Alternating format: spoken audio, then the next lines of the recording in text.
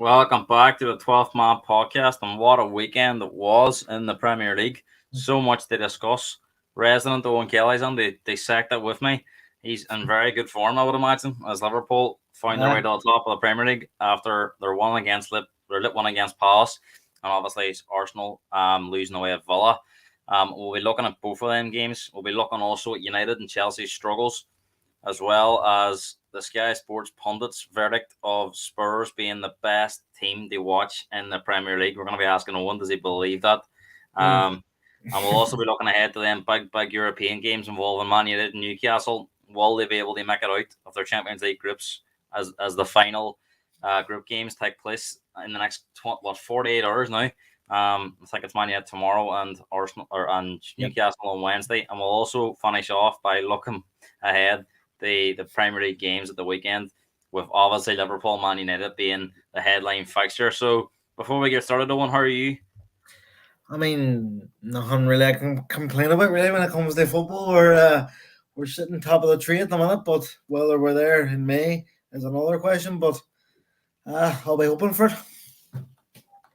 Well, that's how you can the only way now is to try and stay there.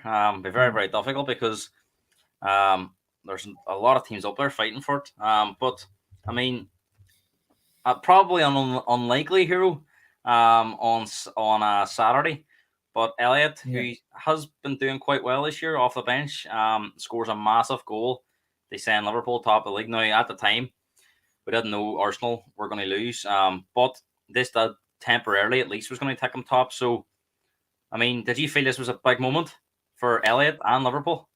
I mean, as you say, he's come off a bench a few times this season and changed the game for us, and we played awful in the game. Like up until up until the red card for Palace, like I don't think we had a shot on target. It wasn't a great game for the neutral they watched, but we got through it in the end up, and thankfully for Harvey, he scored a banger. They won it for us.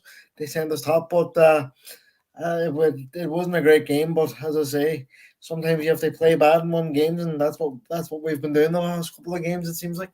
We'll come on to that in a few minutes.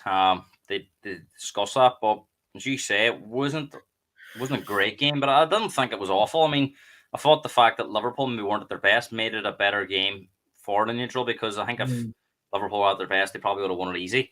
But it did say the Callum actually when they were talking about these games coming up, the three games they had in the week, I thought Palace would be the most difficult because I thought they would sweep Fulham aside at home. That didn't really happen. I thought Sheffield away they would be comfortable, which they were without really playing well. But I thought the yeah, Palace game was going to be tricky because I seen Arsenal go there and needed a penalty they won. Spurs went there and needed an OG plus an art. No, they won 2-1. An OG being one of them goals. Palace make it difficult for the big sides. They've had some uh, joy against the big sides, maybe not beating them, but definitely taking points off them in terms of I draws. think I think they've only won one game at home this season. Mm. Palace. But I think they do favour. I think when they have to Yeah, go and win a game at home, it's different. But these games uh, allow them to sit back and make it difficult, and they are very good defensively. And these yeah. games, it would seem, and for a long time, it looked like Roy was going to do a number on Liverpool. Because I mean, up until that red card one, I didn't really see a goal coming for Liverpool. No, neither did I. And I think I said to you at the time, I didn't think it was a red card. I thought it was very, very harsh. But I'll take it. I'm not going to You'll not, complain if it you'll is. not, you'll not bash Andy Madley tonight, or you want him off your games. No, to be fair, I was fuming with him, but not because of the penalty that was given against us. It was a clear penalty. It was how long it was taking to decide. Like even I was sitting at the time going, "That's a penalty. Why is it taking so long?" I think I, that's I think that's the frustration amongst fans now that mm, ever since that Liverpool and Spurs game, decisions, even obvious decisions, seem to be taking such a long time to be given, even when they're obvious. But I think they're just desperate not to make a mistake, yeah. and I it mean, is frustrating. But I still believe it's better to yeah. take the time and get it right than it is to rush through it and get it wrong. No, 100%. Like, but I think it's frustrating as fans when we obviously we have the benefits of replay straight away, whereas they probably don't. But the VAR do, and you're like, it's a clear penalty. Even I was sitting going, when I seen the tag on real time, I thought he won the ball, but when you see it on a replay, like it clearly swipes him out. Like, so I honestly don't know why it was taking so long. And another reason I was thinking, I was going, So why can they take that back for a penalty, but they can't stop a game for a goal? It's mental. Well, the difference being that the goal they already kicked off, didn't they? That's This this suppose. the problem here was the ball actually never went out of play at all up Yeah, until the referee stopped it, which is quite unusual for it to go on 3 minutes and like a free yeah, kick not to be given or a ball to go out for a throw in. It's very unusual that happens. We've seen it happen. I think it was in the Old Trafford game as well. The ball never went out and they stopped it for the Man yeah. City penalty. It So was. it isn't the first time it's happened, but it is quite rare. Usually the referee would stop it as soon as it goes out, but unfortunately it never Yeah, actually happened. The problem that they had with the Liverpool game against Spurs was apparently once play restarts, it's an aerobic. They can't actually go back. So do you think the they'll problem, change it for next season? possibly, I think there's a lot of rules possibly under consideration. I think A Sunderland could be coming in. well, I wouldn't like to see that. I don't think that's neither, the way neither would I. forward. I think that's would be too much. Since we're Yeah, not the NFL and we're not, I think there'd rugby. be too many people going to sunbuns because there's a lot of grey areas between what's a yellow card and Yeah. a red card now. And I think it will be very easy for teams to get something. And I think Rom- it's Rom- Romero would never be out of well, it. we'll come on to Romero because that's an hour talking point tonight. But look, Liverpool by hook or by crook, they won the game and they're top of the league. But I mean, the league's so tight. I mean, Aye. Arsenal's 1 point behind Liverpool. Villa's 1 point behind Arsenal. I think City then are they 1 point or 2 points behind Villa. Spurs are Aye, 3 points behind Man City, and so on and so forth. It's a very tight league at the top. yeah. And with all these games over Christmas, it wouldn't surprise me to see teams constantly moving up and down because almost feels the matter. If you drop a point or two, you could drop 2 places or 3 places. I Aye, think Spurs that's went from why. I think Spurs went from first to fifth very very Yeah, quickly. So that's why when a team like Palace goes 1-0 up against you, like, oh no, we're gonna slip up here. And then obviously the Fulham game, it was what 3-2 with 5 minutes to go, and somehow we end up winning it. So we seem to be, as Klopp likes to say, mentality monsters. We seem to be coming back to that, but. I would rather start the one games a bit more comfortably, so my heart's not going to take us to me. do you think at the minute being top matters? Because we've seen. I don't. We'll not go back to the first few games, but we seen Man City be top after about 7 8 games. Then Spurs were top for a fair few games. Arsenal were top there. Now Liverpool seems to be changing week to week or maybe every couple of weeks. As soon as a team because they're so close up there, as soon as you drop a point, usually at least one of the teams are behind will take advantage. So Yeah. do you think at the minute being top's that important? Because there is very little in it. No, there's not much in it, but like when your team's sitting top, like you enjoy it no matter what.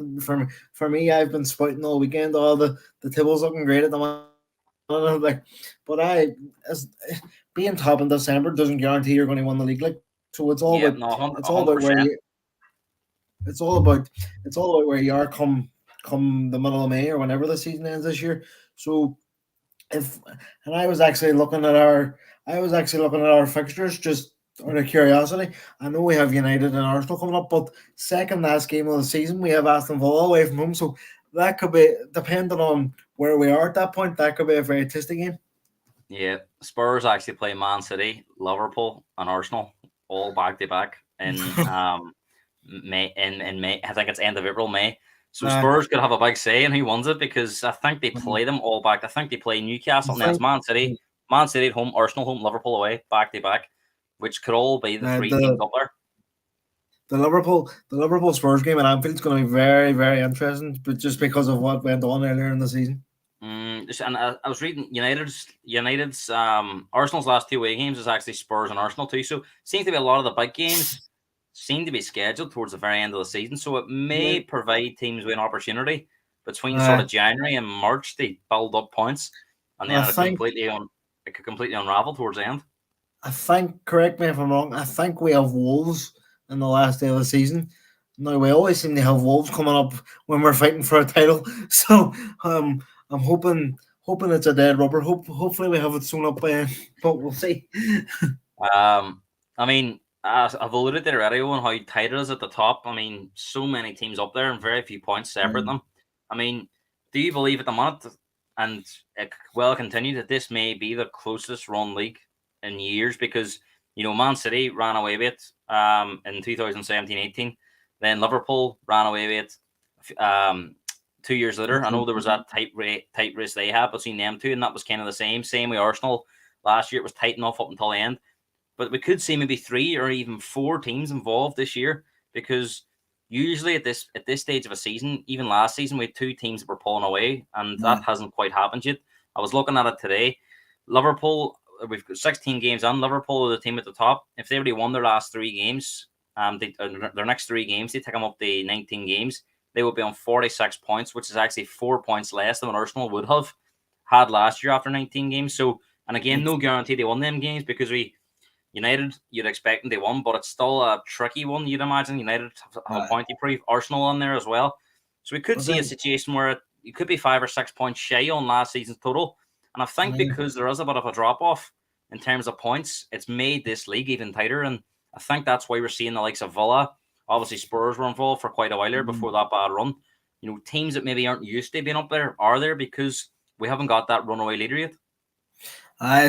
It's a great watch. Like, I'm not going to say for the neutral, because I'm not a neutral, obviously. But if you're a team who's not fighting for the title, like Spurs, you have to. I had to get that on there. You have to. No, but in all seriousness, like, even me, like, I was sitting watching the Luton Man City game yesterday, and when Luton went 1-0, I was like, what's going on here? And you're watching Aston Villa games, hoping they drop points, which I never thought would happen, and then when Arsenal drop points, you're like, oh, we could capitalize on this. And then when we were losing to Palace, it was like, oh no, are we going to mess this up? So I think it is going to be tight all season. But I've said throughout, I think the top 4. Well, I didn't envisage Villa being on there, but I think the top 4 fight's going to be very interesting as well. Seems to be a lot of teams still within touch and distance of that as well. And I think now over Christmas, I think everyone plays 4 games in the next 2 weeks, so it's going to be interesting. I said it. I think a lot of the season. A lot of the big teams. Sorry, go ahead. I said at the start of the season too that Villa would be my surprise package. I didn't expect them to be this good, but I knew they'd be up there somewhere. Well, we're going to speak about Villa too later on, because I mean, what an achievement to be sitting where they are at this stage of the season. Just look irresistible at home at the minute. Just looks like teams are going to struggle to even get a draw there because of this great running record they're on. But that's why I'm glad we're not playing them to the second last game. Well, this is it. Could be a big game too. You never know. But I mean, let's stick with Liverpool. We'll come on. They talk about the league again in a wee minute. But I mean, you mentioned it yourself. 3 wins in that week there. Not many teams, to be fair, won all 3 games in that week. So Liverpool were one of them that did that. Even Villa didn't win their 3, but they had 2 great ones against City and Arsenal, but they did draw away at Bournemouth. So, I mean, Liverpool have pulled themselves to the top, and I think it just shows you at the minute how difficult it is to get on a run, because it seems to be a lot of teams capable of taking points off everybody. I'm not sure if that's the case in Liverpool. Liverpool only lost 1 game, but I think, they've probably yet to see their best yet. They haven't played their best football yet, but I mean, have recent results or recent performances been a wee bit underwhelming? The fact that, they were expected to sweep Fulham aside and they had to really fight to the end to get that one. Sheffield United, yes, it was comfortable. Well, it was only comfortable when Szoboszlai put it on, because we seen the next night where Spurs were cruising at 1-0 and then a double deflection ricocheted, and that can happen to anyone. What they say, Sheffield didn't have a bolt from a blue, and you know what I mean? So things can happen at 1-0. But they got that second goal right at the end, and they got the one. Again, didn't really play that well. It was I think the first goal came from a corner. And then on Saturday there, 1-0 down. As you said, it wasn't a shot on target to the very end of the game. I think even Salah's one, he was very fortunate to get that goal, because I think that was off target. I think they just give him. I think they give it them just to get the 200 goal. Sentimental, and I mean, it was a great break that they had, because I mean, Palace suffered a double jeopardy where they literally lost a player and a minute literally lost a goal. So I think timing was helpful for Liverpool. And I think when they put that 10 minutes up, Palace is, oh my God, because at that stage, to be fair, Liverpool really started to put them under serious pressure. And I've never seen them holding out for 10 minutes of out of time, and the end it was too much for them. But again, didn't play that well overall. I think Klopp said he said in the interview after the game, he even said to the players that we can't play like that for 75, 76 minutes again. But again, they found a way to win. So I mean, are you looking at it as it's a positive? We're playing. We're not playing that great, but winning. But are you even concerned that we need the upper level if we're going to sustain our position? Aye, because it is a positive that we're not playing well in winning games, but we're going to come unstuck at some point in the season. There's gonna be a game where we go 1-0 down and we don't find an answer. They come back in one game, so it will come. You seen it in the Luton game, like we were awful in that game, and we were very lucky to get a point in that. So that could have turned out differently. So I think if we don't pull the performances up, we will come unstuck. Like, but at the minute, I can't complain with the results. Like, but as I say, you do have to play better. But I think this week it might give us an advantage in the United game because they have to play their full team tomorrow, whereas we can rest whoever we want for Thursday, so we could be the fresher team going into that. I don't know if it'll make a difference, but it could somewhat come into it. Callum saying that Liverpool have only lost one league game since March, obviously dipping back to last season and still haven't really identified that number six. Can only get better, especially if we tap into the market in January. Yeah. Um, There's one defensive midfielder I want. I think we were speaking about him today.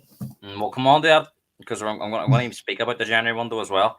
Yeah, But I mean, look, we were saying, a lot of teams have been saying, even Arsenal fans have been saying, they haven't been playing that well as well in games, and you know, it's a positive that when you're not playing well, you win games. But you seen against Aston Villa, they played as well. soon And as you play doesn't it, as soon as you play a really good side and you don't play well, it's yeah, very unlikely you're going to get a result. So, I mean, starting on Sunday, do you want to see Liverpool maybe up another wee bit and getting on a run because they've got themselves to the top of they probably started the season quite well. I think yeah, recently, I know he scored a goal against Sheffield United, but I think Szoboszlai's dipped a wee bit, and that can happen. It's yeah, it's unlikely first season and these, I think we've seen it with Basuma too. I think sometimes opposition teams can work you out and find yeah, ways to try and stop you. And it's up to them players and them teams to try and find ways around that. But I yeah. think Szoboszlai's been a big one since he maybe hasn't been at it. Liverpool, I think he's a hurt. I think Trent's done really well, but I think if Szoboszlai plays well, I think Liverpool play well. He's key to the way we play. But you seen on Saturday like, at half time, Klopp hooked Endo and put Trent in the defensive midfield, which shows you he doesn't really fancy it. He doesn't really fancy Endo in big games. So I don't think he'll be starting against United. But it'll be interesting to see who he plays in the six because I don't think McAllister's still. I think he's still out. So does he play Trent in the six and play Gomez at right back? That's a big To that's a be big to be choice. fair, I thought Gomez done quite well when he came on. I see that. He actually got man of the match, I think, didn't The only thing about Gomez, I think he's very unpredictable. Sometimes he's either he? very good or else he's very very poor. But Aye, sure. In the I think Sheffield United game, he made a mistake and he caused us a goal. I think there is a possibility he might do that because Trent's Yeah, playing that well that maybe playing him in midfield might be the option for this game. yeah, Callum saying the only thing that matters in December is results. yep. I think maybe I he's agree. right when you point to a lot of games. It's just about picking Yeah. up as many points as you can. Like if I, we I go, don't if think long term. I don't think long term it's an issue if you're uh, not playing well for 3 or 4 games and then you start playing well again. But you'd be worried if this continued on and they were scripting. uh, A lot of Liverpool's wins recently have been one goal, yeah, and that's not something you associate with them. They're not really a defensive or team, or even sometimes oh, you feel wait, Liverpool are a team when they go 1-0 up, they don't sit back on it, do they? They go for more goals. no, So I think on Sunday it speaks for itself. It's Liverpool v United, so if the players can't get up for that and play well, then they can't get up they for anything. usually Uh, turn up against United. That's so that's the one thing I would say. so I think especially with United being that poor, there's always jeopardy in them games, but I just can't see a way where we don't. I'm not saying we're going to beat them 7-0, although that would just be the funniest thing ever. But I can't see a world where we don't at least score 3 or 4 on Sunday. I mean, we've been speaking about it all year. I mean, you've always said Man City. As to be fair, you've stuck it all along. You've says you think I'm Liverpool will be still, second. Are you I'm still, starting to are you starting to believe now that maybe this might be Liverpool's year because Man City have been off for a wee bit, even against Luton. They weren't great, were they? They had a lot of the no, ball, but didn't create a lot. They seem to be getting a lot of injuries, which is not yeah, something that Man City usually get. Maybe that is because of last season having so many games. It happened to Liverpool last season that they lost a lot of yeah, players to injury, so maybe that's having an impact. Seem to have a lot of players out of form too. yeah. Um, and at the minute, Pep's constantly having to chop and change his team. So there's an opening there. I mean, are you starting to I'd say, believe that maybe Liverpool, this could be their year?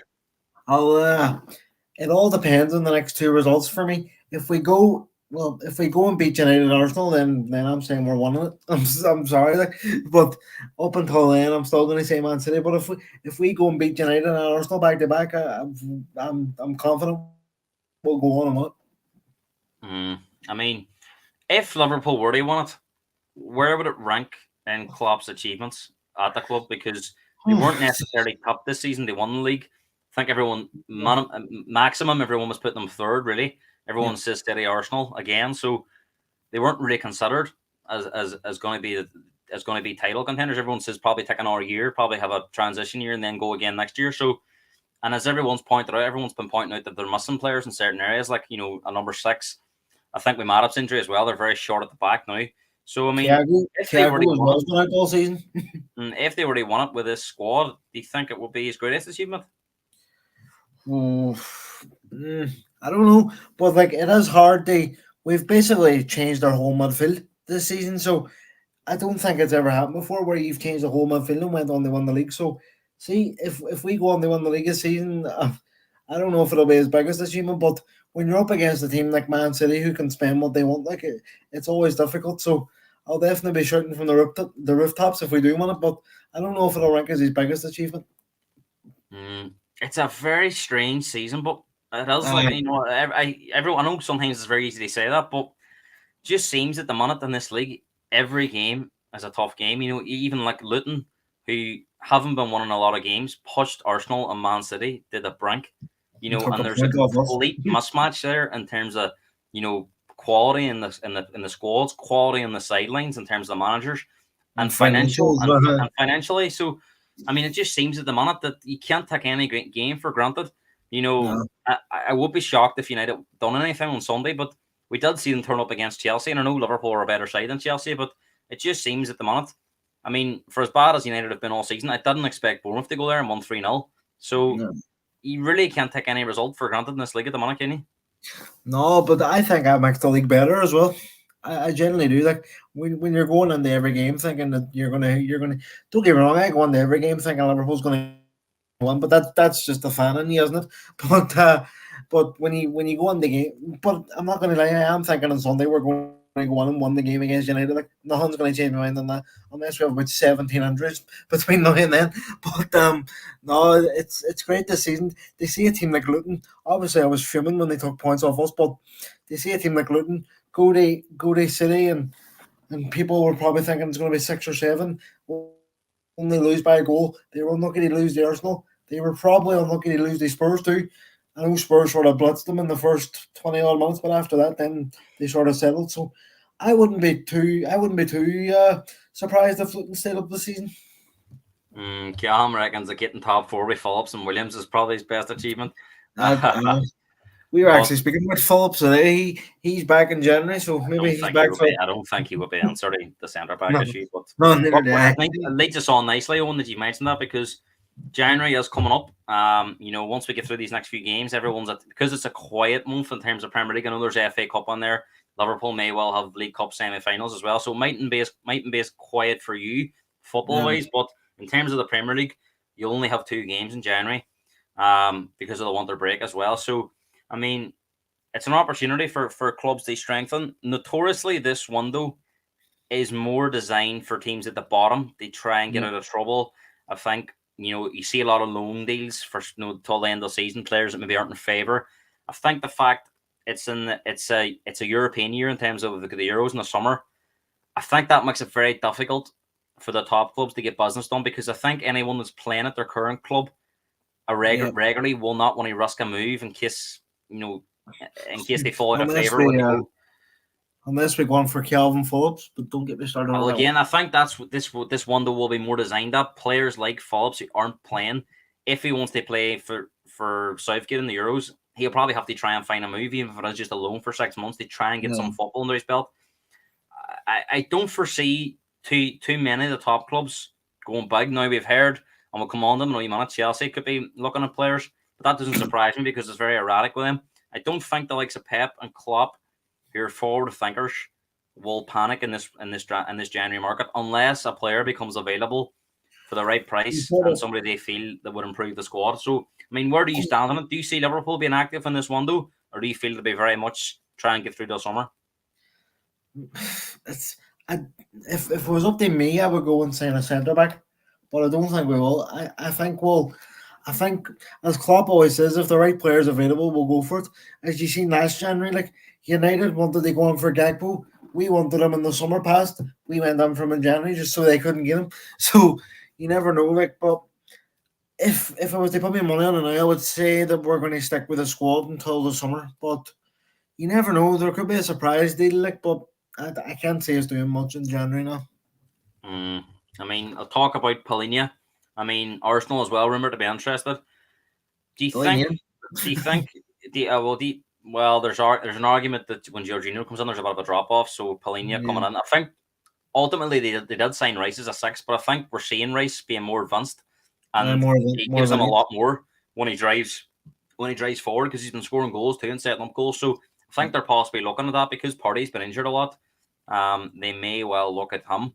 I mean, it could be one of them ones too, where if Arsenal are in for Paulinho, and let's say Liverpool and Arsenal battling out, they go and try and sign him. You don't want Arsenal getting stronger, do you? So I mean, could be a very tactical one that where both teams may end up just fighting out to get him. I think it's weird if it comes down to Liverpool and Arsenal for Paulinho. It's like they're both top quality teams, but again, it's the London lifestyle as we've seen with Lavia and Caicedo when we tried to get them, but that career move turned out to be great for them, didn't it? But nah, I'm not salty about that or not. James seems to find that trying to find a top defender in January would not be easy and too expensive. I agree, James. I think if anything, Liverpool may look at a centre back because of the Matip injury. Now they're very, very short at the back, and if they're going to be, you have to imagine that obviously now when the Europa League kicks off for them in March again, they're going to be playing much stronger sides and they won't be able to rotate as much. Therefore, if you're playing the likes of Van Dijk and that, there's obviously more chance of injury and stuff. Obviously, anything can happen in training, but tends to be more times than enough players get injured playing more games than anything. So they would be quite short at the back. So it wouldn't surprise me if they can't get a top defender, like James says, maybe even a loan just to get to the summer because they are really short on there. We did that a few seasons back. I don't know if you remember, we signed Ozan Kabak and Ben Davis, who never kicked a ball for us. Not Ben Davis, well, who played I for don't you. think I don't think they'll sign anyone just for signing six. But if there's somebody out there maybe not playing, at a club, maybe they could feel they could do a job to the summer. Maybe not a regular starter, but somebody that can come on. Eric Dyer. Well, I don't think so. But it'll be interesting. I do think the top clubs it'll be a quiet January because it tends to be when there's a World Cup or Euros. The summer after it's quite busy. The January before tends to be the teams that are in the bottom of the leagues tend to be busier. So looking ahead to I'm just looking ahead to the summer. I do think we'll be busy in the summer. I think we'll definitely go on for. I wouldn't be surprised to see Paulinho coming to Liverpool in the summer. I really wouldn't, unless Bayern go back on for him and he wants to go there. But if we go on for a Paulinho and then a centre back in the summer, and quite possibly, depending on what happens with Salah, we could need a striker, and then Nunez. We'll see how he ends the season. But I think it'll be a very busy summer for a lot of teams. Like United will need major surgery. Chelsea will probably sign another 75 players.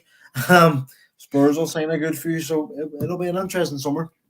And the Euros been on too, so it shouldn't be as long for football fans this summer. But I mean, big game at 5:30 on Saturday. A lot of people were struggling to call this game. I actually said a draw, just because it would be very difficult for Man City after the Man City game for Villa to replicate that performance. And to be fair, they weren't as good as they were against Man City, which is to be expected.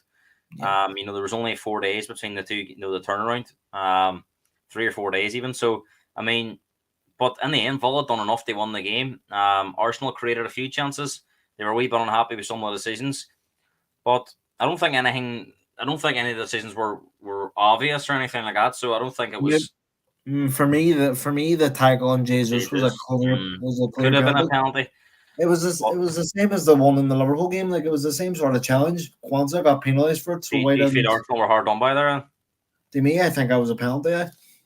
I don't know Mm. what you think, but to me, I think if the Liverpool one's given us a penalty, then that should be given as a penalty. That's just my Yeah, you're probably right. There, the fact that it was in the same day too. That yeah. see a few Arsenal fans bring that up, It, but it all comes down to consistency, and I've sort of given up with bashing referees to be honest because we're not going to get that consistency. So just let them get on with it. no, as I've said, unfortunately, one it's going to swing free one week and maybe go against you another week. And I mean, I do feel ever since Liverpool had that bad luck against Spurs, they've had a few fines go their way in terms of decisions. That's what I said. Um, so I mean, that's just the way it is. Arsenal probably feel that the two games they've lost, decisions have gone against them with Newcastle and Villa. But I mean, the handball one I think's unlucky, but it probably Right. is right to be That, disallowed because that of the was rule. I seen a lot of Arsenal fans saying that it had to catch his hand first, but you can't really call that. It's sort of inconclusive, isn't it? I think it's one of them ones again. They stuck with the referee's decision because Yeah. it's hard to get involved. So if the ref, But look, I think if the ref had to give a penalty, it wouldn't have been overturned. aye, basically, so Villa in a way make it 15 ones in a row in the league at home. Madness, isn't I it? mean, they're on an unbelievable run at home, and they beat some When was top teams in there. the last time they lost? I think was against Spurs, wasn't it, or was it Arsenal? No, it was against Arsenal in February, Yeah. and they were Yeah. very unlucky to lose that game because there was an OG from the goalkeeper. Remember the one who had the crossbar and done off the back of him. So I mean, they've been very, very strong at home under Emery. And I think after the week they've had now, they're not able to go under the radar anymore. No. And everyone is starting to say they are contenders. I mean, what do you think? I mean, does this home form they have make them realistic contenders? Because I For mean, top four or for the title? no, because you look at it, Mm, they are in Europe, but that Conference League isn't as strong as like the Europa League. So I don't think they're mm, going to have to. And I think to be totally honest with you, if they find themselves, Villa's going to win their group, so again, they're not going to play to March and that. But I think if they find themselves in March in a situation where they're with any way close to this league, they're going to completely ban that off, and aye. they'll try and get through with maybe some of their squad players, but I don't think they'll be too worried about that because they will probably feel this is the best opportunity that we're going to get. So I mean, if they keep winning at home, and let's be honest, they've got City out of the way, they've got Arsenal out of the way. They'll have to play Liverpool and Spurs in the second half of the season. But I mean, they've played Brighton there. They've no one They've they had some feel like. tough home games and they've got them out of the way. So I mean, where's the slip going to be at home? Hopefully against Liverpool. That's Well, even if, something. but I mean, if that's their last home game, so if they won Yeah. 18 there at home, that's a serious points tally to take at home. No, listen, like as I said at the start of the show, I tipped Aston Villa to be a surprise package, but this is surpassing the surprise package. Like this from they sort of remind me of Newcastle last season, obviously without the budget, but sort of like no European football, no expectation, So just slowly you, going about their business. you don't And feel they're title contenders. no, but I definitely like Hmm. I would love them to get Champions League. I would love it. So tell me why they can't win it. I think they are teams above them are a bit too strong. I know they've beaten Man City and Arsenal, but I think over a 38 game season, I think they're too strong. And Villa haven't been great away from home, so I think that could cost them in the end up. If they sort the away form out, then hey, why not aim for the stars? But I think If I mean that was my next question. If by some miracle, because the evidence points to that their away form has been pretty poor, if they were to be able to fix that, have they as good as chance as anybody? Because they're relentless at home. I, And if they can I sort that think away form out, is there a chance they could be like a Leicester where they won the league? Because as I said, it feels like a very strange season. I know, that year Leicester won it. A lot of the teams were off it, uh, but this season isn't. I mean, it's not the same Man City are at their best. I don't think Liverpool's at their best at the moment. Arsenal's not at their best. So no, no it's not one's to really. say that I think if all these teams are at their peak, Uh, they would have no chance. But I mean, at the rate it's going at the moment, Villa is able to keep pace because, as I said, we're down on the points tally from last season so far. So therefore, it's not been a runaway leader. The standard being set isn't an unbelievable one. That's why yeah. you see five teams all close together because there's no the standard. Yes, it's quite good. The games are good, but there's been a bit of inconsistency between teams. So I mean, if they can sort that away from out, could they? I mean, like anything's possible in life, but I just, I just think even though they've beaten Man City and Arsenal at home, I just think over a 38-game season, Liverpool, Arsenal, and Man City will just be too strong because if we all have better squads, overall squads. Villa don't have a big squad, and if they were to get an, I know it might not happen, but if they were to get an injury to say Ollie Watkins or Douglas Luiz, that could really hurt them because I think Douglas Luiz in the summer is going to be. If Villa qualify for the Champions League, you're not getting them, but I think if they somehow fall away, I think Douglas Luiz could be one to watch for the summer window. It's interesting because Villa at the minute don't seem to be getting any injuries. I mean, and sometimes you need that luck because everybody around them's losing players left, right, and centre. Even Liverpool over the last week have lost a couple. And we only had I remember Villa last season, and Gerrard pointed out this when he was, I think, just before he was sacked, that I think they'd lost 2 players. They long-term injuries. They were out for more or less the whole season. So they might argue that they had a wee bit of bad luck last season, and maybe it's swung in their favour that they've kept players fit. And like Liverpool, they haven't had to be playing their strongest team in that Conference League, so therefore they're able to focus on the Premier League. And I mean, they've just got so much momentum and confidence at the minute that I'm not saying that I think they can. I don't think they'll win it, but I wouldn't be writing them off completely. Do you think they'll finish top 4? I think they have. I think they have a chance. I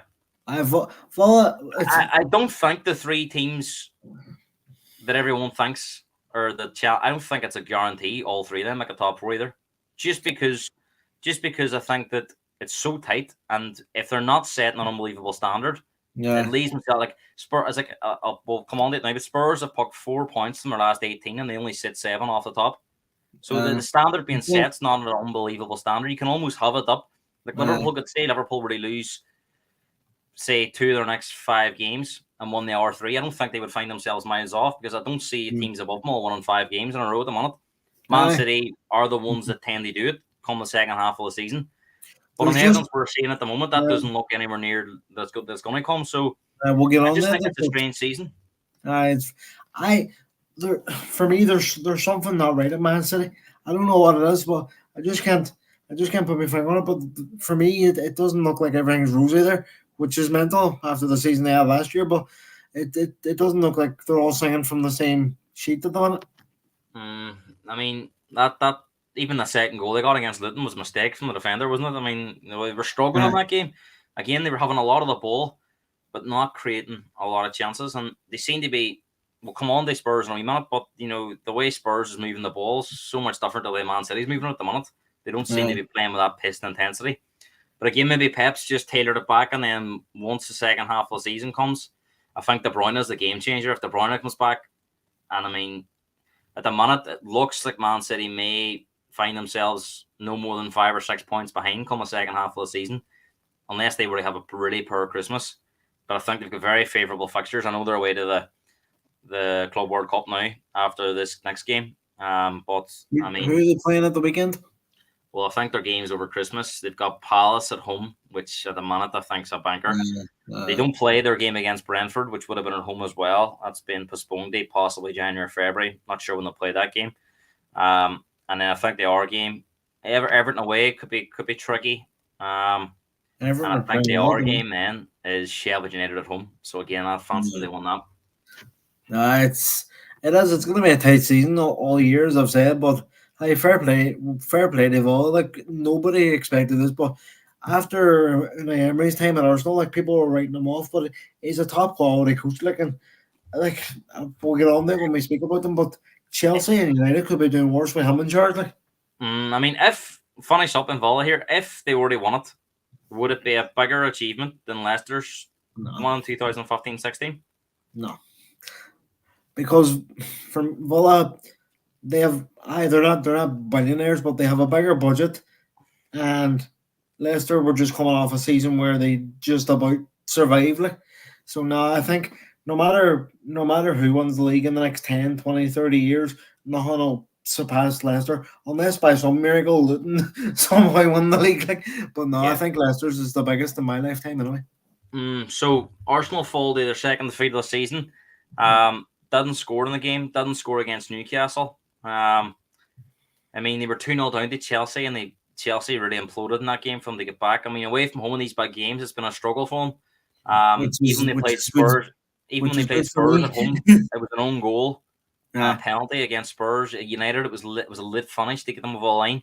and the They V don't and the seem to be dodgy blowing VR stick as teams. well. They don't seem to be blowing teams away. As you say, lit goals against Brentford and Luton. They won them games. And I mean, I was looking today. I mean, it's hard to believe this, but Richarlison scored more goals this season than Jesus in the Premier League. Yeah, Richarlison's no, got three. what? Richarlison's got 3 goals, 3 assists in the league this year. Jesus has Many, got 2 goals, 1 assist. many So just there's, many stuff. so I mean, that just shows you, that at the minute Arsenal they haven't got that striker at the minute that's going to score loads of goals. Jesus is a very, very good footballer. I'm not Yeah. sure he's the Yeah. type of player that's going to score you loads and loads of goals. So I mean, is that the You could difference say, between Liverpool have got Salah, Man City have got Haaland, even yeah. like for example, I think Son's got 10 goals in the league for Spurs. Villa have got Watkins who's buying on goals, and you've got Bailey and Diaby chipping on my goals. I mean, Even I I know know, Saka and Martinelli can score goals too, but I yeah. mean, at the moment, it just seems like Arsenal, they haven't got that focal point. They haven't got that striker that you can hang your hat on for a goal. But neither did Liverpool really. If you take Salah out of a team, like none of them is really a reliable goal scorer. As But the much as problem is uh, Salah can match a striker's numbers, but with his uh, goals, get me. but again, I can't see Arsenal going in January and signing a big striker unless Ivan Toney becomes available. But I don't think Brentford will do business in January. I think he'll be one for the summer. But I think Ivan Toney will end up at Arsenal because I think if Chelsea go for a striker, they're going to go for what do you call him again? The boy in Napoli. Oh, sure. Osimhen. I think Chelsea are going to go for him this summer. So I think Arsenal do need a top striker, but because even when Nketiah came on at the weekend, they didn't really do nothing, did they? I think the Um, problem with signing Ivan Toney in January is you're taking a massive shot in the dark in terms of you don't know what he's going to be like fitness wise, he and says we bet again. you listen to the pros. You can train as much as you want, but he won't Yeah. have that match sharpness that he would have had if he was playing. So there's a question mark there. I think everyone, and again, it's in their interest to leave it this summer because his contract's running down. You'll probably get him for Yeah. cheaper in the summer.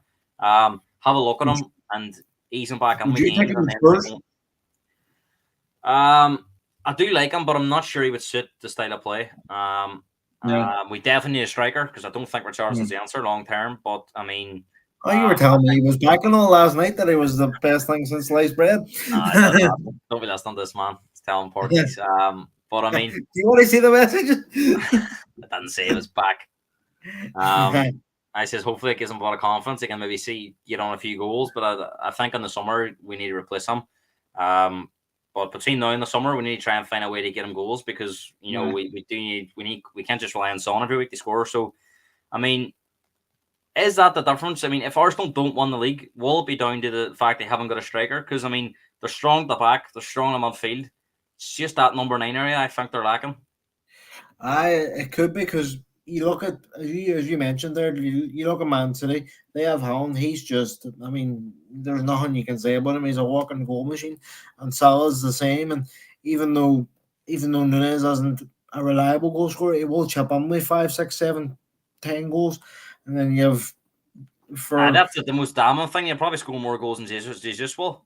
as you say, for Spurs you have Son, and for Villa you have Watkins and Diaby. So even Newcastle, I know they've fell off a cliff this season for injuries and European football, but they have Wilson who always bags you a few goals, and even the teams down at the bottom too. You have Jared Bowen for West Ham; he guarantees you goals. So it is tough for Arsenal, and I think ever since Aubameyang left, it has been a problem area for them. I mean, Arsenal for me were always a team that very attacking, all about getting goals. Yeah. Definitely this season, Arteta's sacrificed a bit of that. They'd be a bit more stable, a bit more balanced. Probably the only game Luton was really the only really it was like an anomaly where it was a 4-3 every other game they've been on. It's been like 1-0s, 2-1s, them tighter ones. I know they've won a few games by a couple more goals as well, but just in reference to the likes of the Brentford game, the Villa game, the Newcastle game, they were all tight games that could have went either way. And they definitely don't be seen to be playing that really attacking football we've seen last season because I know they were conceding a lot of goals doing that. So maybe he thought we'll sacrifice a bit going forward to be a bit more stable at the back. So has it worked for? I mean, do you think it's working? Because I mean, they're not top of the league. They've lost 2 games where they haven't scored a goal in. And I mean, the Brentford game was a last minute goal. Luton was a last minute goal. They seem to be, a lot of. I think they've had something like the most last minute winners, in 2023 out of all the teams. And a lot of Yeah, Arsenal fans will say that's down to mentality and stuff. But I mean, you don't really ideally want to be cutting it that close. no, and as I've said at the start with Liverpool, like I want us to start putting games away before half time, like, because I know we're capable of doing it. But as it working, you would say I, because even though they're not top of the league and they're not playing great football, they're only a point behind Liverpool, like. So, Mm. and we play them in a couple of Callum weeks. saying here, like Saka's got 5 goals, Martinelli 2, and Jesus 2. Now that's just Premier League goals. I mean, so there's Yeah, the 9 goals between the three of them. Son scored 10 on his own for Spurs. So just shows you out of the front threes at the minute, they're struggling. They score a lot of goals, and I yeah. think although it's dangerous to get drawn on the having to score 3 or 4 goals they won games, but I mean Arsenal fans I'm sure would like to see more goals hitting the back of the net. You seen last season, like, you seen last season they were capable of blowing teams away. James feels that if they don't buy players in January, they won't win the league. I think You if could there's say, I any, mean, if there's any out of the, if you're looking at Man City, Liverpool, and Arsenal, I think if there's any team that maybe will do business, it may well be Arsenal because they've yeah, shown they've done it before in January. Last season they signed Trossard and Jorginho, so I yeah. mean they've been shown the act. I mean, and they're definitely missing something up front for me. I think they're blunt up front. I actually didn't mean for that. They rhyme there, but they're definitely struggling up You're front. getting good at this now, you see. They're struggling up front, but like in Keria, he'll bag you a couple of goals, but he's not a top striker. And Jesus is a great footballer, but even in Man City when they were winning everything in sight, he didn't really score that many goals. So it'll be interesting to see if they go for a striker in January, because a lot of top clubs won't want to sell their prize asset in January because they might have things to play for. I agree. I mean, finish up on Arsenal. I mean, Arteta's been here 5 years now. He's got an FA Cup to his name, which he won in his first season, but nothing since. The league finishes weren't great really up until last season where they finished second. I They mean, finished if eighth back-to-back years, didn't they? fifth as well, where they missed out in the top four. I mean, if they didn't win a trophy this season, would they be under pressure, do you think? Because how long will Arsenal fans be patient? Because they are a big club and they will be seeing this as, I think it becomes remember, it was labelled at Pochettino and Spurs that he, is Arteta going to be a nearly man? Because if he can't get Yeah. teams over the line, I think, to be honest, that FA Cup now is long gone. I don't think he can look back Aye. at that now. And Yeah, obviously, they he won could that. have won it, but it was When, 2020. We're 4 years uh, on now. it was lockdown, wasn't it? Exactly. And it wasn't really his team either. And Yeah. maybe you could say that was a great achievement. They won it with, it was Emery's team. Yeah. But since buying all these players, and if he's nothing to show for it other than a second place finish and maybe finishing second or third again this year, I think that becomes frustrating for the fans. They start to think, well, has he got us? Has he took us as far as he can take us? And we need somebody else. They come in almost like Brenton Rodgers and Jurgen Klopp, where Rodgers got you up there, but you never quite felt it could get you over the line. Will they look at an hour manager and think, do you know what? Maybe Arteta, his time's up. So I mean, I think the board are pretty happy, but I think the pressure may come from the fans. I mean, you see it. We'll get on there when we talk about them, but you see it at the minute with Chelsea. The fans are furious with Pochettino, and I know it's different circumstances, but it could turn pretty quickly. There's no, because we know you seen with Wenger, like, he was a legend. The best manager they'll ever have, and he wasn't winning trophies in his last 3 years, and it just turned toxic. So if Arteta doesn't win a trophy this season, it could turn on him, and a lot of fans could be questioning him. As you say, he could be a nearly man, so it'll be interesting. But I can't see the board sacking him, but the fans could turn quite possibly. Yeah. I do think he would get one more year, Aye. but well or not, that brings pressure in itself. Let's move on because you've referenced them a few times. United and Chelsea. Big week for United, and we'll come on to it later on. We'll come on to it now. Actually, I know you minute, but I mean, it just sinks lower and lower for United at the minute. I mean, losing 3-0 at home to Bournemouth, and I'm again, trying to. bar I'm that. trying I to mean, be that handball honest. was harsh at the end. They had to disallow it Mm. because of the rules we've seen with the Arsenal goal, but it could have been 4. And I mean, Bournemouth had a lot of chances, and I mean, you think we United maybe they need a result. I mean, Logie spoke about it on Friday in the podcast. Could that Chelsea result kickstart the season? And I mean, I didn't think it would be easy against Bournemouth. I thought it would be tough, but I thought they would maybe win it. But I certainly didn't see Bournemouth going there and winning by that scoreline. So I mean, and I can't think. Obviously, United have had some bad defeats against Liverpool at home, and I remember Spurs beating them 6-1. But they lose to a club as as small as Bournemouth, for example. I know they're playing well, but going to Old Trafford and winning 3-0 never happened. So I mean, was that an all-time low? Have United ever been worse than this? You could argue. Well, they lost 4-1 to Watford in all his last games, so it has been bad. The fact this was at Old Trafford and probably a packed house. I mean, this season they've lost their poor Crystal Palace team. At Palace, at Old Trafford, they were very lucky to beat Forest, and they were very lucky to beat Wolves. But we've said this so many times about United this season. If they get a good one, it's will this result turn their season around? And as I've said many times on here, they're always one result away from get the manager out. This is awful. So we're here again. It was a horrible result. Like I remember texting you at the time, you were saying, I can see this being like a 3-2, and then it was 1-0 to Bournemouth about 5 seconds later. So credit to Bournemouth too, but as bad as United were, Bournemouth were excellent. Yeah, no, and I think sometimes that doesn't be brought up, so it's a good point. Bournemouth were excellent. I mean, it's a big week for United. I mean, let's be honest, they're second favourites here in both of these games against Bayern. I know Bayern haven't maybe anything to play for, but I think that Bayern loss the weekend doesn't do United any favours, because I think they have to come now and respond and maybe go a wee bit stronger to try and, because I mean, if they really lose this, all of a sudden it's 2 in a row, and I mean, you seen in Germany, strange with Bayern Munich, because when I watch them, I don't necessarily think they're a great football inside. I think they've got a lot of good players, but as Tuchel, the right man, they bring about that style of play that the top clubs crave. I'm not sure. I've watched them myself a few times this season, and with it's sort of similar to Spurs in a way. Not now, but maybe in previous years. If Bayern didn't have Harry Kane this season, I don't even think they'd be near top of the league. I mean, his goals have scored again. That's he must be feeling like a poison chalice, because again, he's another club where he scored all these goals and they're not even top of the league. If he doesn't win a trophy this season, he may as well retire. I swear. I mean, big week for him. The Bayern result in itself will be tagged to our group results. I mean, if they go out, they will, they need to win, and they need to hope there's a draw in our game, which isn't beyond the realms. People are saying it's a miracle needed, but I don't think it's a miracle scenario. I mean, I think that our game could well on the draw, because I don't think there's much between the two teams. Obviously, if there's word that United are winning, them two teams may have to open up like a basketball game and try and find a winner.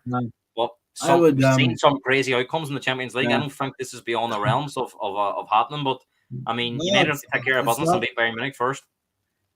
Oh, they certainly. I would love it if it was like 0-0 in that game. United were winning and someone scored a 90th minute winner. Oh, I would make my night. But I mean, how do you see this Bayern Munich game going? Because obviously they can't think about Liverpool at the moment, because they've got this big game on tomorrow night.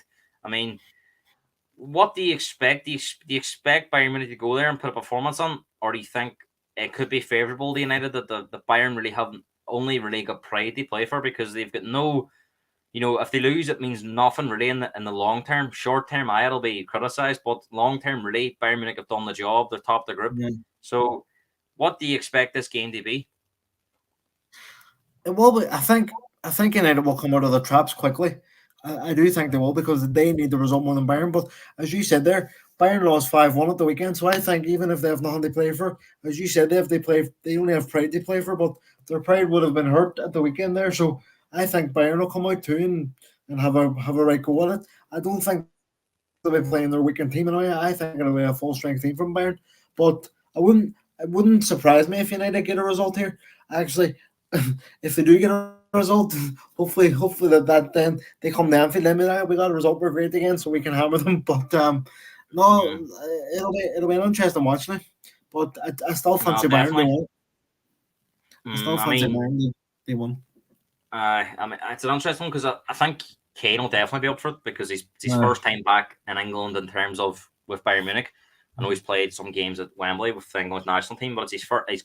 Champions League's broadcast all over the world, so Yeah. he'd be pumped up for it. He does enjoy going to Old Trafford. He scored a lot of goals for Spurs at Old Trafford, and he will feel like he's got a point to prove. So I mean, that may work against United, but I mean, if they were to lose that game and lose heavily at Liverpool, which has happened quite a lot in the last, hasn't really mattered whether it's Anfield or Old Trafford, they've been getting comprehensively beaten. So I mean, would his position then become untenable out of the Champions League, possibly even out of Europe altogether if they finish bottom of the group? Because I mean, if they are beat by Bayern, I mean they're going to finish bottom. So I mean, would he survive? Would he be the manager for the game on Boxing Day against Aston Villa? Do you think? No, not for me. If they lose to Bayern and we go and beat them, maybe if they beat, even if it doesn't even have to be a heavy beat. I think the 7-0, regardless of how bad teams are, it doesn't happen very often in football. I think if they are beaten, it's going to be a 3 or 4-0 job. 7 is quite rare in football. No, I was just going to say there, even if they go and lose to Bayern tomorrow night, and even if we beat them 2 or 3-0, I think it could be gone by next Monday morning. Because it's like, I mean, I was listening to Rio Ferdinand talk sport today. He was on with Jim White, Simon Jordan for half an hour, and I mean, again, cited away a lot of stuff Gary Neville said, a lot of the ex-pros, Scholes even as well, said at times that they don't feel. Now, to be fair, all of them have said they're not sure on Ten Hag. Now, they're not sure if he is the right man, but they're very reluctant. They say sack him because they don't really feel long-term under this current ownership that anything will change. I mean, where do you stand on that? Do you feel that they have a point? Do you think that, looking at recent history, Moyes didn't work, Van Gaal didn't work, he did win the FA Cup, but long-term didn't work. I mean, the ultimate goal for United is the challenge for the league and, compete up there at the top, and they haven't really done that at all for 10 years. I know there was a second-place finish under Mourinho and a second-place finish under Solskjaer, but Man City were miles clear. You couldn't really say it was a title club. They weren't really involved in it. They may have finished second, but they were never actually going to win the league. So, I mean, all the evidence points to whatever manager has been there since Ferguson under this ownership, it hasn't worked for. It could be a number of different reasons. So, would sacking Ten Hag change anything long term? Maybe short term it might, but I think that's what they're worried about. That if a manager comes on and gets off to a half decent start again, that really it's only peppering over the cracks and eventually it breaks down again. So, I mean, where do you stand on it? It's a strange one because these owners won't be here for much longer. By the sounds of things, it's going to be done in the next couple of weeks. And they're still going to be there. They're only going to give Radcliffe 25% control, so they'll still be the majority stakeholders. But I think they're giving him control over all the football stuff. Side. So I think once he comes on, you will see a difference. But you can't, that. I mean, he's saying United players no respect. I mean, is that one of the reasons behind it? That it's about like a holiday camp there? Do you think? Yeah. You see every week, like it's always lost 50% of the dressing room. Oh, Sancho said this. Rashford doesn't like him. Maguire doesn't, and then they're up. And then you seen the name McTominay came out and said the players are behind him. I don't care who says that. There's players on there that just don't want them there, and there's only so much you can blame the owners for. I'm not so sure that I agree with these, and I mean, people probably laugh thinking, "Who am I? These are professional ex-players, and rightly so. They probably know a lot more about the game than we ever will." But they may be blinded by their love for United on this, so you can say their judgment maybe be affected. But I'm looking at it and I'm thinking, David Moyes isn't a United manager. He's decent at teams like West Ham, Everton. He was never a United level manager. Van Gaal for me was on his way out. The days of him at Barcelona were long gone. Football's changed. Mourinho, United, and Spurs proved that. I mean, he had similar issues at Spurs he had at United. His style of play of football has gone everywhere he's gone. There's been trouble. Chelsea, for as much success he's had at Chelsea, there's been issues. Roma fans seem to love him. Roma fans seem to love him, but again, it's maybe Roma. They're not at the level of a United. Yeah. So I think he's had trouble. He's had trouble wherever he's been. Mourinho, Solskjaer for me again, never a United manager, never the level of United manager. And again, with Ten Hag managing Ajax and managing United is completely different. So I mean, I'm looking at someone like Ange, who Spurs' dressing room was all over the show with Conte, with Mourinho. Players weren't happy. So I do think a strong manager would would negate a lot of this argument that whoever goes in there wouldn't be able to get it sorted, because I do think a strong manager, like Simon Jordan said today, a strong manager changes the culture of the club. And I just don't think Ten Hag has done that. He's not been strong enough, and he's not respected enough. Oh, like you look at it. You said Ange there. You look at Klopp when he came in. Like there was players. I don't know if you remember.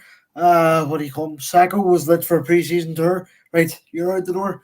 Continue, continue that money play. You're out the door. So like, and Arteta's done something somewhere at Arsenal too. With Aubameyang and Ozil, and even with Ange in his short time there, Kane didn't want to be there, so he just went right. See you there. So I think, as you say, with Ten Hag, he just doesn't command respect from the players. I know he handled that Ronaldo situation pretty well, like, but I'll get back to the owners, but you can't always blame the owners. The owners, they've spent some money on terrible players, but they don't pick the team. They're not picking Johnny Evans over Varane. They're not picking Harry Maguire over Varane. They're not picking Luke Shaw at centre back. They're not picking Reguilon at left back. I just think it's a poison chalice. It all points to the manager not being strong enough, really, because he's sidelined players and brought them back in. Like Stefan made the point about, Emery did that at Arsenal and really signed his death warrant. He sidelined Ozil and brought him back in when he was struggling, and that really that told the players that really you can do whatever you want and get away with it because you'll get brought back in again. So, and James makes another good point. If you've no respect for the manager, you shouldn't be there. And United have a hard time shifting players.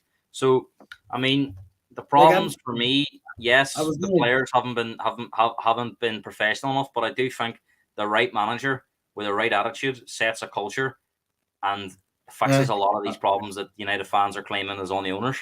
Yeah. I was just going to make a point. You know the way Sancho made that social media post and he's been banished? Like, if, I don't know, if Luis Diaz made that post about Klopp, he would be out of the club. He wouldn't even be there. I don't think that would even happen at Liverpool. That's the thing. I don't think it would have came to that. But I agree, if he had done something like that, he'd have been out the door. I mean, let's come on to Chelsea because they're an even bigger mess, it looks like. 19 points. I mean, 19 points this season from 16 games, which is really, really poor for the money they've spent. I mean, but it's 39 points from 39 games in the league. So that's just one game over a full season. I know, for example, it's not a fair reflection because maybe they would have played some teams more than ours, but it's a long period of time. So, I mean, 39 points from their last 39 Premier League games, and that dates back to January. I mean, are we seeing Chelsea for what they are? In reality, now at the moment, are they just a mid-table team? I like the table doesn't lie over the last few years. Last season, where did they finish last season? I think 12th. It was 12th. And by all accounts of the season, they're going to finish lower than that if they keep going. Well, they're actually 12th now, but they're level on points with 4 teams from 11th down to 14th. And if obviously Everton beat them yesterday and deservedly so, if Everton didn't get the 10 points off them, they'd be above them, wouldn't they? They'd be 4 points ahead of them. So it just shows it's. We'll talk about owners again, but I think it's different with Chelsea and United because I think the Chelsea owners just came on there and they've just saw a cash cow and went, like, we'll buy all these players for a quick fix, and if they don't work, we'll just sell them on again. But it doesn't work like that. You've seen the likes of, like, look at the players they've bought. Mudrik's been a complete waste of space, as I said to you the other night. Your man Nicholas Jackson, he's awful. I don't think Enzo Fernandez has pulled up any trees. So it is, and you look at I mentioned it begs the question, Owen. Right, we're hearing all this pressure that's on Ten Hag. Poch hasn't really been put under any pressure by the media, no. A lot of the pressure is coming from the fans now. Who, to be honest, really they already had a monkey in their back with the fact he was a Spurs connection. A lot of them are saying he's got this Spurs mentality. Where some of the stuff he's coming out and saying about their mid-table, and that's the reality. A lot of fans are saying, "No, that's your Spurs mentality. Take it with you. We don't want you here."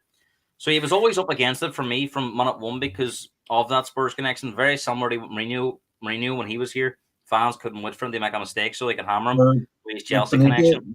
Benitez at Everton too. Exactly. And even Benitez at Chelsea was hounded out because he said, I think he says something about Chelsea when he's Liverpool coach. So, he said Chelsea were a small club. So there you go. I mean, why do you think Poch isn't under the same pressure. I mean, a lot of reports say the media like him. He's very respectful. Do you think that's come on it? He was very much liked and adored by a lot of pundits and a lot of media when he was at Yeah. Spurs. I was going to say probably money spent, but United have spent a bucket load as well. Not as much as Chelsea, but maybe it's because again we'll come back to it. The owners just don't have a clue, and I know United's owners don't have a clue, but different circumstances. It is a weird one because I think well, if you had have asked me a week ago, I thought Poch would have been sacked before Ten Hag, but now it's like every week it's sort Well, of from what I'm hearing, the Chelsea board are not considering a change, but we said that about Potter too. I think Foley released 2 statements before he sacked him the third time, and results will always dictate. But I mean, they're not getting a return at the minute. I mean, there's been no difference really in results from Pochettino to Lampard to Potter. It's been the same. Yeah. I mean, Callum makes a great point here, and I think this is something I was going to bring up myself. But how can you expect players to try their hardest when they're on 8-9 year deals and big wages? And that points down to it that these players know they can turn on per performances, and they're on such big money and such big contracts that Paul Bowley thought he was being clever with this, giving them big deals. They work around the FFP, but this could really, really backfire if these players aren't doing it. I mean, the likes of Casido, who we know for a fact Casido went there for money. He didn't go there because he thought Chelsea was a better footballing project. He went there for the money. Fernandes probably went for the money. Mudryk turned down Arsenal to go to Chelsea. He wanted, and Arsenal were challenging for the league. A lot of these players have chose Chelsea because of the money involved and the luxury of having a big contract. I mean, Mudryk's not done a lot in the game to get that move to Chelsea. He done well at Shakhtar Donetsk, doesn't play a lot of professional games, and he knows he's set for life on the big wages, and it hasn't worked out. No, it doesn't. It hasn't worked out for Chelsea anyway. It's worked out great for Mudryk. Yeah, for Mudryk, he's laughing all the way to the bank. But when I watch Mudryk, it doesn't. He's quick. He looks like a runner. He doesn't look like a footballer, if that makes sense. Like he can beat a man, but I think I'm better on him, and I can't even move. I mean, half the times. So it's the problem we're hearing now, right? Is Pochettino's come out and says that they may have to go into the market in January. They've already spent a bucket load of money. They're not going to be able to shift players. I mean, we're hearing that Conor Gallagher may be sacrificed because, again, it makes business sense. And this is another problem I think that they may have, is that all these players they're selling are all youth products that's come through their academy because it banks them 100% profit on the balance sheet. But surely for morale, that's not good. If you're a youth player at Chelsea, if you're doing well, you're going to be sold because it makes financial sense. I don't think it's good for the morale. I don't think all the locals working at Chelsea, staff-wise, won't like to see their best young academy products getting sold for them to go out and sign, international players or players from Man City to Cole Palmer to come in and take their place. So it's a really, really, it's starting to look at this business model isn't going to work. And how much longer are they going to pour money into it? Because if Todd Bowley goes back again in January and goes back again in the summer and they're in this position again next year, once they say, do you know what, I'm going to cut my losses and walk away, and then Chelsea are in a real mess then. I was reading that I think they own the club for 10 years, is it? Something like that. Well, there's not to stop them from putting it up for sale, but I know there's not, but like just as you say, academy products, like obviously, like look at Liverpool. We have Trent and Jones. I know different qualities, but I love seeing players from Liverpool play for Liverpool. Exactly, and I think as well the local fans have an attachment to them players, and I don't think it's good for the local. Especially, I know you were saying you like to see it, and I think all fans. It doesn't matter if you're Irish, you're American. You like to see the local lads playing for the team, but especially the local fans. I'm thinking of the local Chelsea fans, which, to be honest, I'm enjoying this at Chelsea because I'm no Chelsea fan, but I don't think it's good for them seeing all their products that Chelsea had a very strong youth academy. I don't think it's good for them seeing all their prized assets getting sold. They fund them. I mean, you can't tell me selling Mudryk, Mason Mount for Mudryk is a good. I know Mount hasn't done well at United, but the Chelsea fans adored him. I don't think selling him for Mudryk's worked out. No, it hasn't, and as you say, it hasn't really worked out for Mount at United. But that's a lot to do with. I think he's out injured at the minute, isn't he? So it's, and you see, Chelsea do have a good. They do have a good academy. Like Reece James came from there, Mount came from there. Chalaba came from there. I think there's a couple of boys that have went to Arsenal came from there, but it's And I think it's strange because I think Conor Gallagher's been one of their better performers this year, and they're talking about selling him because they there have was to. actually They get somebody in. there was actually talk in the summer that Spurs were in for Conor Gallagher at one point, wasn't there? Mm. Like, if he was offered the Spurs now, would you take him? I don't think we need any more midfielders, to be totally honest. I think No. we're well And, stocked. I think that was another only if Højbjerg went, they were looking at Gallagher. another thing with Chelsea, like it's they're turning down players because they're too old. They turned down Madison because he's too old. What age is he? 25, 26? Yep, They they're turned only down. signing players under 25. No, they, Jeepers, that sounds As like you a say, dodgy. it's starting to look like this reckless business plan, which is designed to be a cash cow, is they Yep. sign these players on and sell them on for massive profits. But again, I'm struggling to see how that's even possible because if you're signing players for 115 million, You're not going to get you need that to be back. near enough. They're near enough to be the best player in the world to be selling them to make profit on them. I just don't understand that. I mean, at the moment, it's looking like a Casado deal isn't going to work. The Fernandes deal hasn't worked. I've seen a lot of Chelsea fans are saying very critical of him. He's having one good game out of 10. Mudryk, Mudryk deal looks like a complete waste. So it's looking like this could be a poor return for money. And I just they're stuck going right because they've got two options. Do they ride this out with the players they have when the manager's saying, "Look, I need more," but then do they go? What's that word? Insanity, doing the same thing over and expecting different results. So they go out and spend more money, get more players on, but the formula at the minute's telling you that's not working.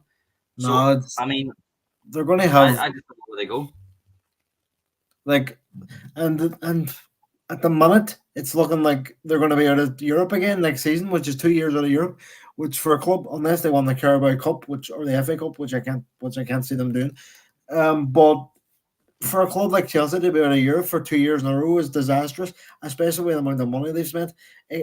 I said in the summer when all the Chelsea fans were saying, "Oh, look at us, we're signing X, Y, and Z player." If it doesn't work out, it's gonna hurt the club in the longer term, and it's looking like it's doing that.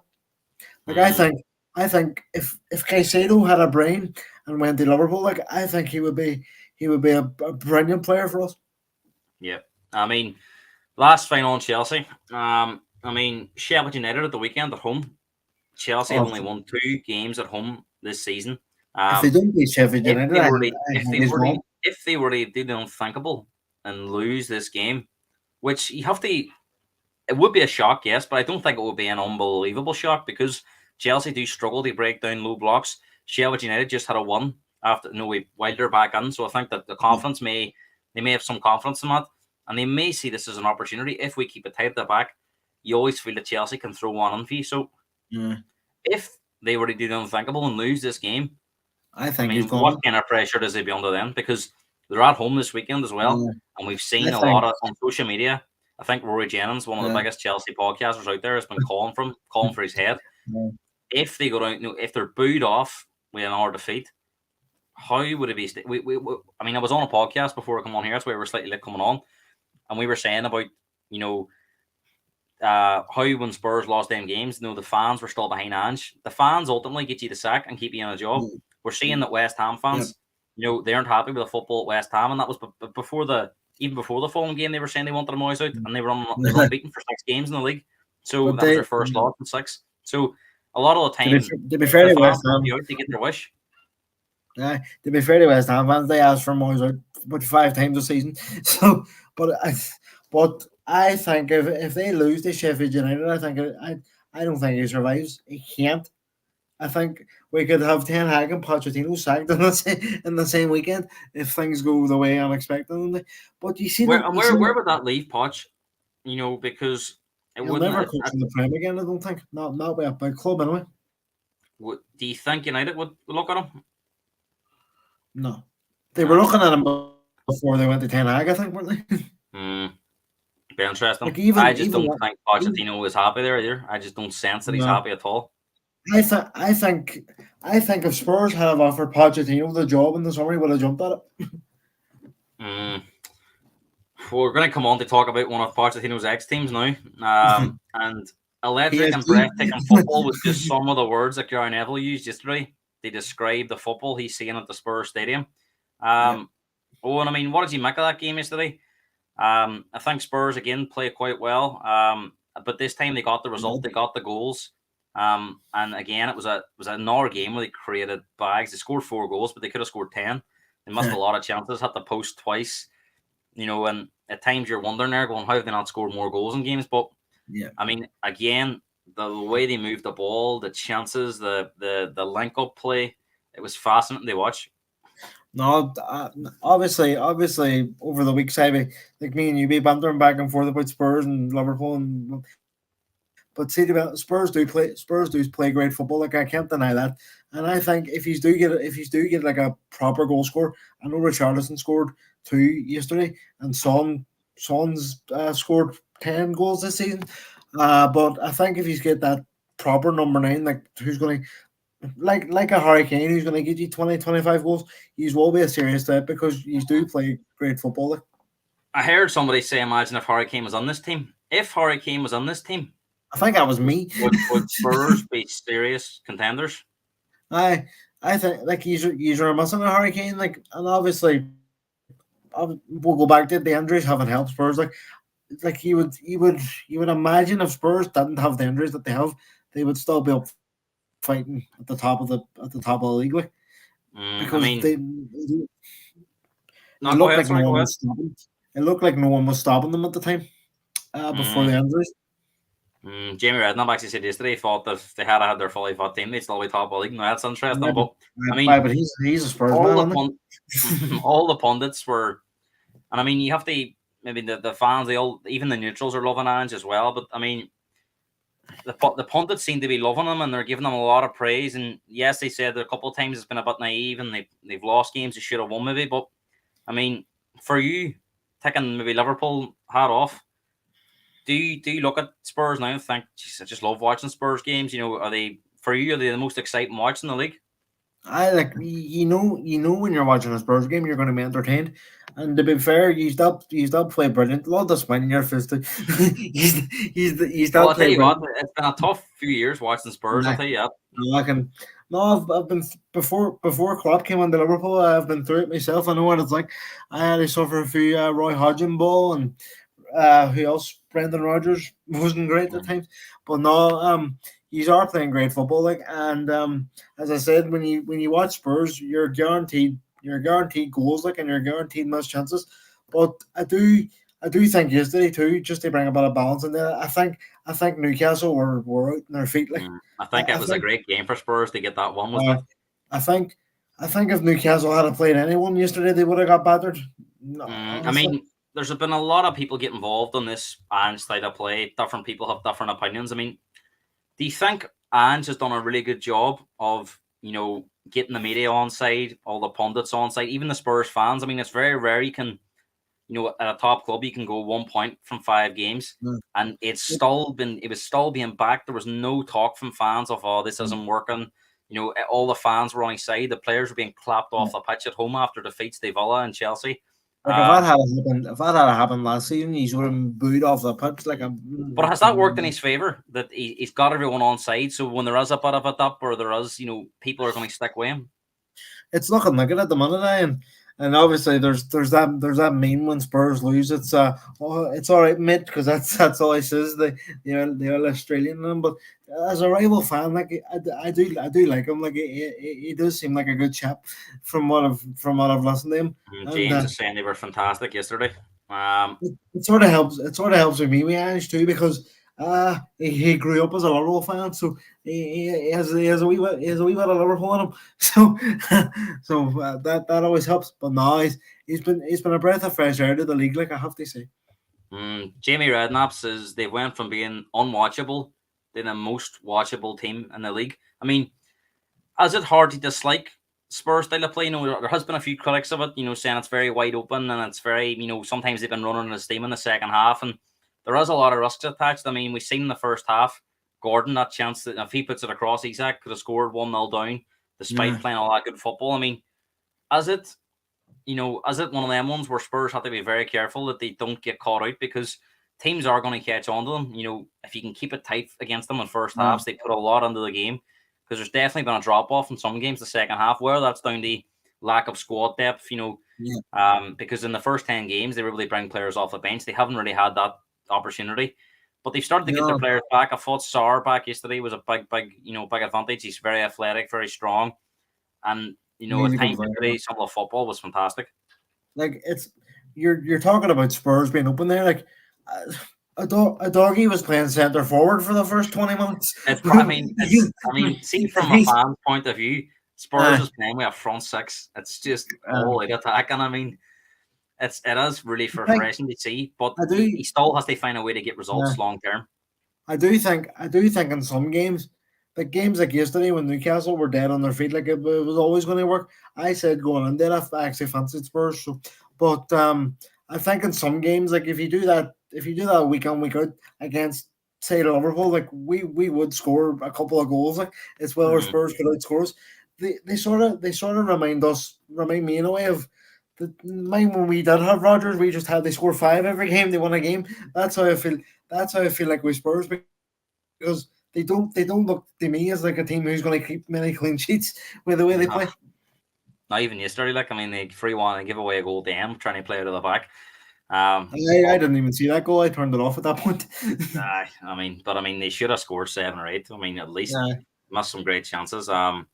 And I mean, if Johnson had put that one away, it had the post in the second half. What a goal that would have been! They tore him apart from back to front. So it's very enjoyable to watch. And I'm looking at the advantages as opposed to the disadvantages of the month. I mean, final question. I think Johnson's been very good since he's come in. I think once he finds that clinical edge, he'll be even better. And obviously, he's going back to his former stomping grounds on Friday night, so it'll be interesting to see the type of reception he gets. I think he'll get a positive one. He was there a long time, and he got them up for the championship. And just as we're talking about managers being sacked, if Spurs go there and give Forest a good beating, I think Steve Cooper could be on the chopping block because they said too if they had lost to Wolves, he was gone. I think that result that they got at Wolves has helped us because I wouldn't want to be going there with a new manager. So I think that's probably helped us. But I mean, a lot of talk, a lot of pundits are saying 4th, 5th, great season for Spurs. Because a lot of pundits remember that Paul Merson says we wouldn't even be in the top half. We losing Kane. I mean, a lot of teams had Villa, Newcastle, Brighton above Spurs the start of the season. Do you think if they finished in the top 4 this season after losing Kane, first year of a new manager, I'm going to have to say a lot of young players, Doggie's 20, Sar's 20, Van de Ven's 21, I think 21, 22, Porro 23, Johnson 22, Kulusevski 22. There are a lot of young players on there. So, I mean, do you think it will be a fantastic season if Spurs were to finish 4th? 100%. I think when we were doing our predictions, I had Spurs 8th. so like I was writing them off. But if he's do finish top 4, even if he's get Europa League, I think that would be a good season for you. It'd be interesting this Christmas period because who do you play like after Forest? Like who's your next tricky game? Shall we say? Forest away, Everton at home, Brighton away, and Bournemouth at home. The 4 games over this Christmas period. I think Forest away and Friday night could be a bit of a banana skin, maybe.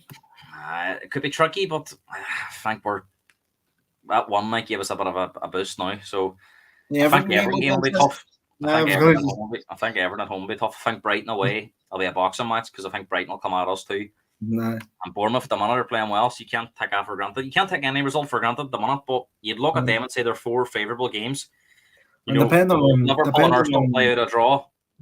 You could be sitting 4 or 5 points off the top come New Year's Day. So you don't know. That Everton Spurs game too. That's the day of the Liverpool Arsenal game too. We'll be there for that, so that'll be interesting. Like at the minute, Spurs is 3 points off 4th, but they're only 7 off the top. So it shows you how tight it is up at the top. Where they're closer to 4th place, but 1 or 2 results and they could be sitting 4 or 5. They could be on 5 points to the top again. So very strange season.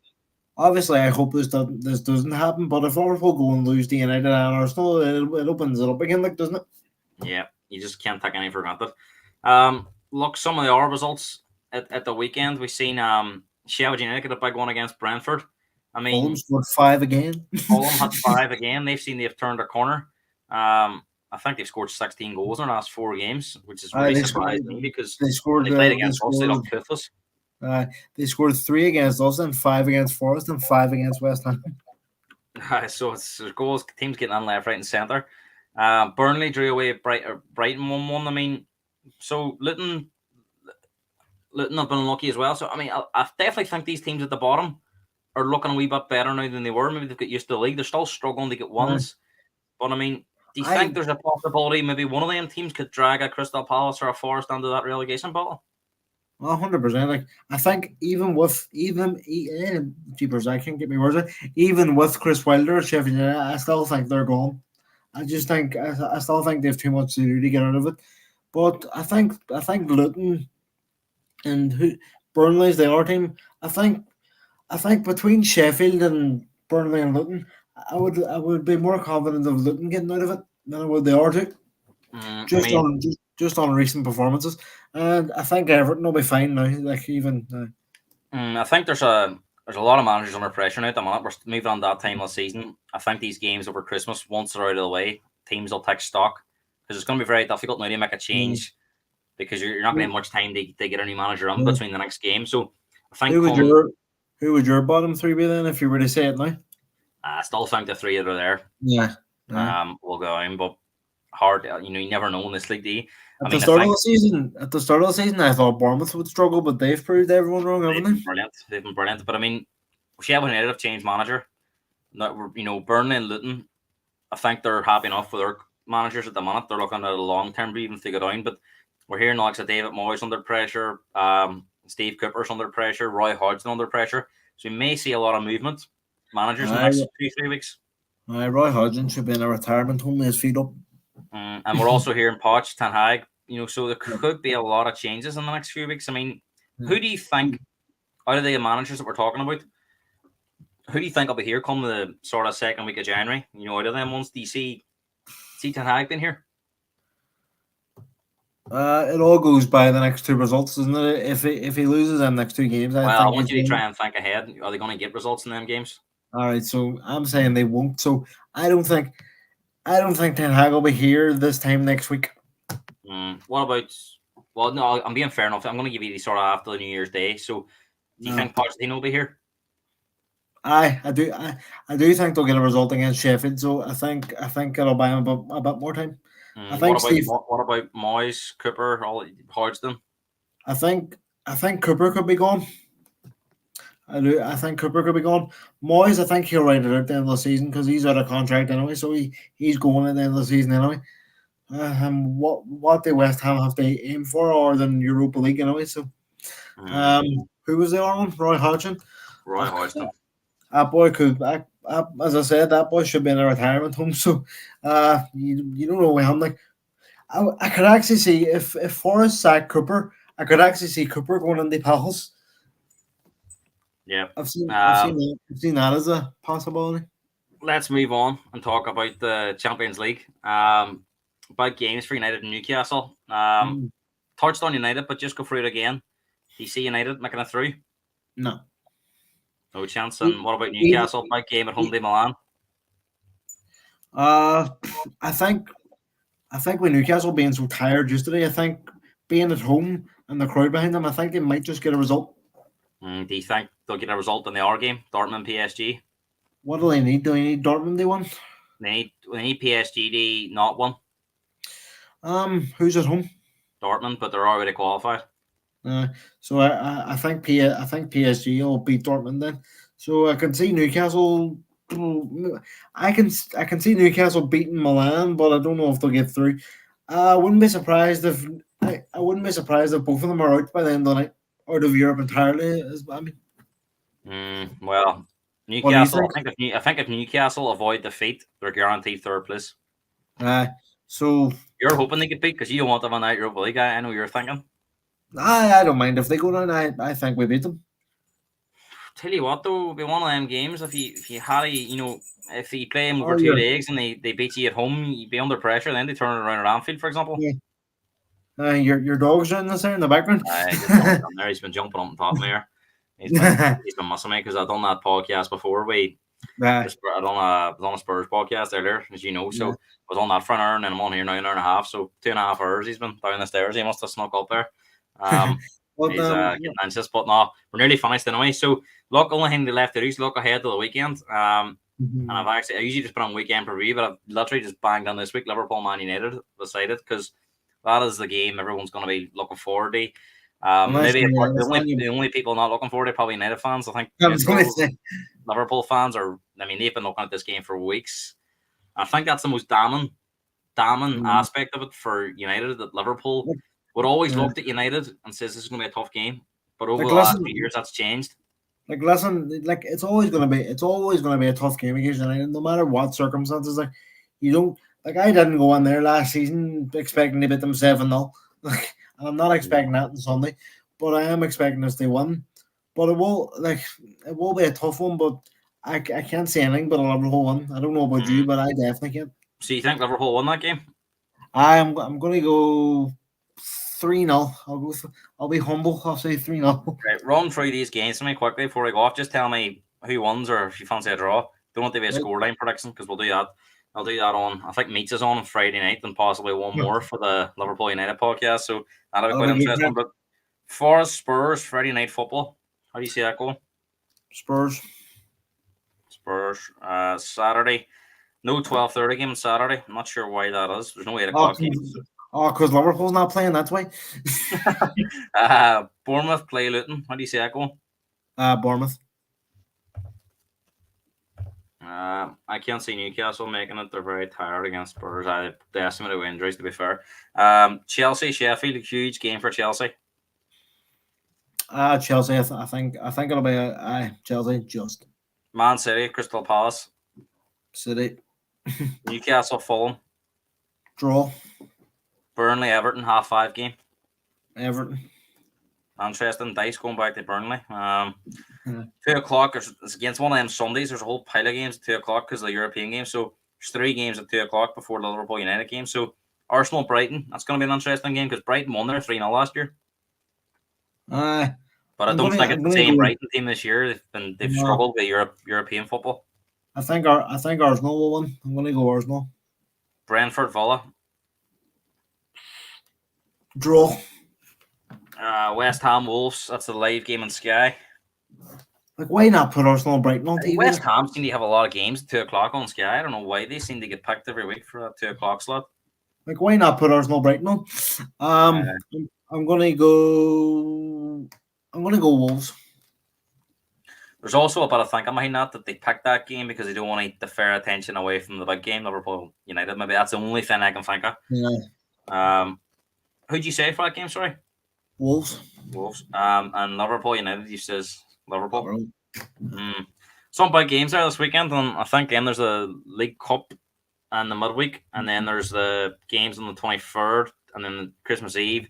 I think pretty much then there's football flat out right through. So we're playing big games coming up. We have a game on Thursday, but we can rest our entire squad for that because we're through, and then we have West Ham next week in the League Cup. So, and then Arsenal in the Saturday. So, we've a couple of games coming up after this week as well. Lots to look forward to. Thanks for coming on. Pleasure as always. Some great insight there as well provided. And if you're new around here, make sure to subscribe to the channel, smash the like button for more content. We're going to be flat out over Christmas. We're also going to be doing a Christmas quiz as well for anyone's interested. So even if you've not been on the podcast for and you want to come on, we'll not be doing so much, not be analysing football, more questions and stuff. So I know you're on. Callum's going to come on.